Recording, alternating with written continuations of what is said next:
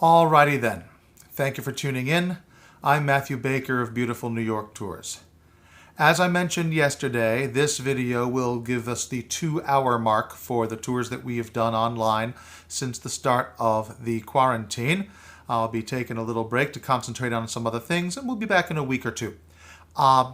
So how do we close out the first big virtual tour that we've done together? Well, a friend of mine who used to work in tourism here in New York before she got married and moved south to warmer climates, asked me to do a piece on Grand Central and Jacqueline Kennedy Onassis.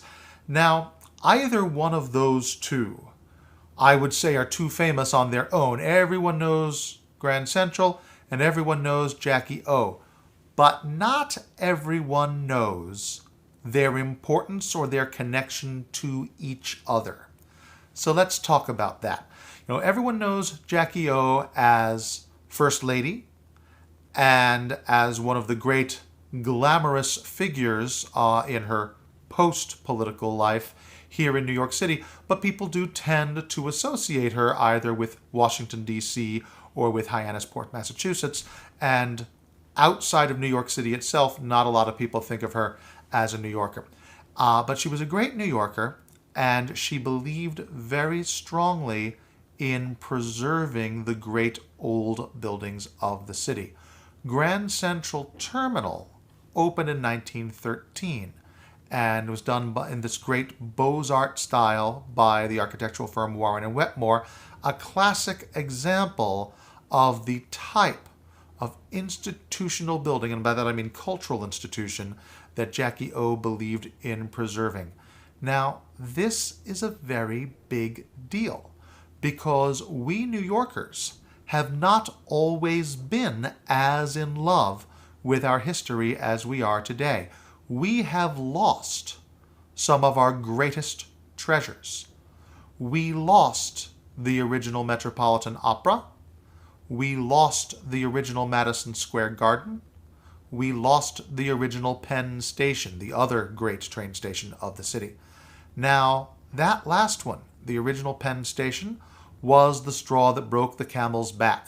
When the beautiful old Beaux-Arts Penn Station with its grand archways and fluted columns was torn down in 1963, the resulting outrage provoked into existence New York's landmark laws.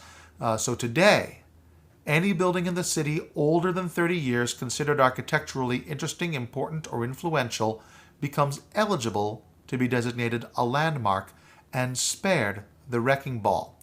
Now, I do a lot of tours with people from Europe and Asia, and they hear that a 30-year-old building can become a landmark, and their first thought is, that all you got? It's worth remembering when New York City was founded, Paris and London were already 1,500 years old. Rome and Beijing, 2,000. Jerusalem, 4,000. New York is a very young city to have come this far this fast. At any rate, being eligible to be designated a landmark doesn't mean that a building automatically is, and often the preservationists and the developers find themselves at odds, testifying to the Landmarks Preservation Commission, the press, anyone who will listen, why their side is the worthwhile side. And one thing that helped, especially in the very beginning, when it came to landmarking, was having a celebrity spearhead, someone who was likely to be listened to by virtue of being who they were. And Jackie O felt very strongly about the preservation of Grand Central, and she was the spokesperson that really got it saved. And today, right before you get into Vanderbilt Hall and the entrance to Grand Central, there is a little foyer that is now dedicated to Jackie O. The plaque that is dedicated to her is a little bit notorious among New York City tour guides and historians because we all tend to agree that the likeness of Jackie O is not good at all. The real Jackie Onassis, of course, was one of the most elegant, graceful-looking, well-put-together pinnacles of high style and high fashion, and the image on the bronze plaque is not any of those things. But the honor is there and the commemoration is there, and that is a very significant point, and that is why the beautiful secrets, both well-kept and not well-kept, of Grand Central remain there for us and our honored guests to visit and enjoy today. Now, a lot of people talk about Grand Central as the ultimate example of crowding. When people, find their own homes or their own buildings or neighborhoods more crowded than usual, you'll hear the phrase, "It feels like Grand Central around here." And of course, nowadays, there is very little crowding because of social distancing. I remember seeing an extremely poignant magazine cover of what Grand Central seems like right now because of the situation we're in. So we wait, we flatten the curve, we wash our hands, and we social distance, and the day will come that we are all able to enjoy Grand Central again in the way that Jackie O hoped we would. When that time comes, I would love to be a part of it with you. Now, for those of you who have made video requests and I haven't met those requests yet, don't worry, I won't forget you.